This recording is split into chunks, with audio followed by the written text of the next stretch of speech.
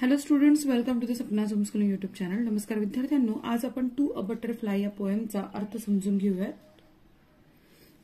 तर ही कवितेचा अर्थ समजून घेण्या अगोदर ही कविता एकदा माझ्यासोबत म्हणा.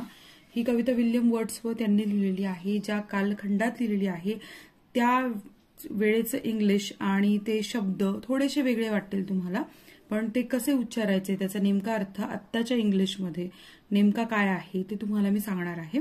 पण आधी माझ्यासोबत म्हणायला सुरुवात करा. Stay near me, do not take the flight, a little longer stay in sight. Much converse do I find in thee, historian of my infancy. Float near me, do not yet depart, dead times revive in thee. Thou bringest gay creature as thou art, a solemn image to my heart, my father's family. Oh, pleasant were the days, the time when in our childish plays, my sister Emmeline and I together chased the butterfly. A weary hunter did I rush upon the prey with lips and springs I followed on from brake to bush. But she, God love her, feared to brush the dust from off its wings. So this is the William Wordsworth's poem. आता आपण या पोएमचा आता तुम्हाला काय अर्थ होईल ते सांगते. आता सगळ्यात सुरुवातीला इथे काय आहे, एक सुंदर चित्र आहे, त्याच्यावर फुलपाखरू आहे. तर आपल्याला सभोवताली दिसणारे दृश्य कायमच आपण बघतो, सुंदर फुलांवर सुंदर फुलपाखरं. आता तुम्ही बघाल की सुरुवात कशी केलेली, स्टे पासून केलेली, पण स्टे हा शब्द पूर्ण कॅपिटल दिलेला आहे. काय दिलेला आहे, कारण त्याच्यावर जोर दिला, एम्फसिस दिलेला आहे की थांब. कसं थांब, माझ्या जवळ थांब. Stay near me, do not take thy flight. आता दायचा अर्थ काय आहे बघा. दायचा अर्थ आहे युअर. दाई म्हणजे युअर. आपण म्हणतो ना यू किंवा युअरचा जो अर्थ होतो तो दाईचा अर्थ होतो. दाई म्हणजे युअर. फ्लाइट म्हणजे काय, उड्डाण कर. तर थांब ना, तू जाऊ नको, उड्डाण घेत जाऊ नको. फुलपाखरू कसं असतं, या फुलावर त्या फुलावर उडत राहतं. तो म्हणतोय कवी की थांब, माझ्या जवळ थांब, उडत नको जाऊ. अ little longer stay in site. Site म्हणजे काय, आपल्या दृष्टिक्षेपात. थोडासा माझ्या दृष्टिक्षेपात राहा. दृष्टिक्षेपात कळत नसेल तर माझ्या डोळ्यासमोर राहा, असं त्यांना म्हणायचंय. Much converse do I find in thee. Much converse, thee म्हणजे काय, यू. दीचा अर्थ बघा इथे दिलेला आहे. दीचा अर्थ आहे यू. ओके, कन्फ्यूज नका होऊ. तर ते म्हणतात much converse do I find in thee, म्हणजे मला तुझ्याशी अनेक गोष्टी बोलायच्या आहेत.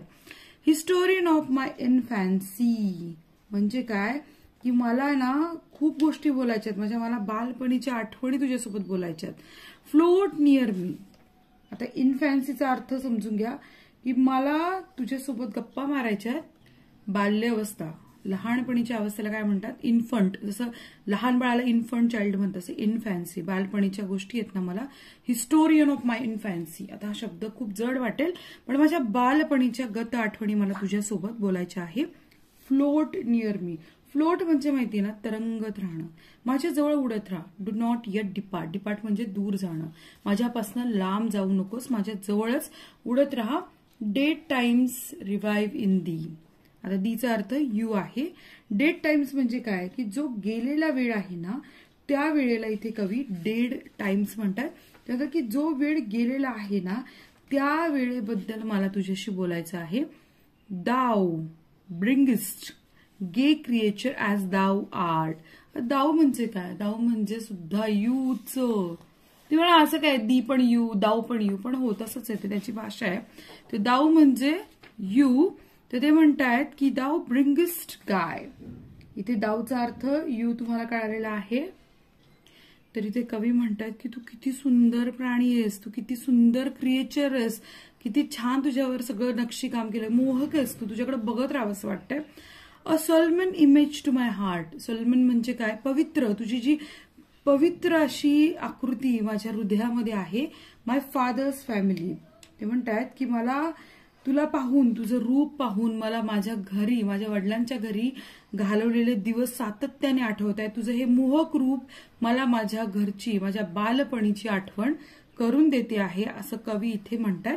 सो पहिल्या ह्या स्टांजामध्ये आपण काय शिकलोय की कवी इथे फुलपाखराला आवाहन करतात की तू माझ्या जवळ राहा, मला तुझ्यासोबत माझ्या लहानपणीच्या आठवणी बोलायच्या आहेत आणि त्याच्या रूपाला पाहून कवी मोहित होत आहेत.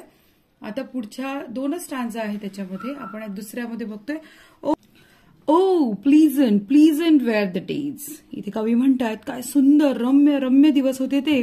The time when in our childish plays. आमचे जे बालपणीचे खेळ होते ना त्याच्यात खूप असे छान दिवस होते. आता तुम्हाला पण तुमच्या लहानपणीचे खेळ आठवत असेल ना, शिवणा पाणी, लंगडी पाणी किंवा आणखीन पकडा पकडाई किंवा तुमचे आणखीन काही नवीन वेगळे खेळ असतील तर मला कमेंट करून सांगा, म्हणजे मला पण माहिती होईल की तुम्ही काय काय खेळत होते. तर खूप प्रकारचे खेळ असतात, ते सगळे खेळ खेळायला मला फार मज्जा यायची. माय सिस्टर एमिलीन अँड आय. कोण खेळायचं? मी आणि माझी बहीण एमिलीन खूप खेळायचो आणि ते दिवस फार सुंदर होते. Together chase the butterfly. आणि त्या खेळातला फुलपाखराच्या मागे धावायची त्यांना आठवण फार होते. A very Hunter did I rush. आणि मी कसा होतो? हंटर म्हणजे काय? शिकारी. मी असा अगदी शिकाऱ्यासारखा मागे पळायचो. Upon the prey. आता प्रे म्हणजे काय? प्रे म्हणजे एखादं भक्ष्य किंवा शिकार, याला प्रे असं म्हणतात. With lips and springs. म्हणजे मी काय करायचो, त्या भक्ष्यामागे त्या शिकार करण्यासाठी मी असा झाडांवरनं उड्या मारत पडायचो. I followed on from brake to bush. म्हणजे दाट झाडी असते ना, एकदम दाट झाडी झुडपं असतं जिथं फुलपाखरं असतात, तर दाट झाडी झुडपावर मी उड्या मारत पडायचो. बट शी, पण माझी बहीण कशी होती? God love her. देव तिच्यावर कृपा करो. Fear to brush the dust from off its wings. फुलपाखराच्या पंखाला हळुवारपणे स्पर्श करायला सुद्धा माझी बहीण धजावत नव्हती, अशी माझी बहीण होती. आणि मी मात्र कसा शिकाऱ्यासारखा पाठलाग करायचो.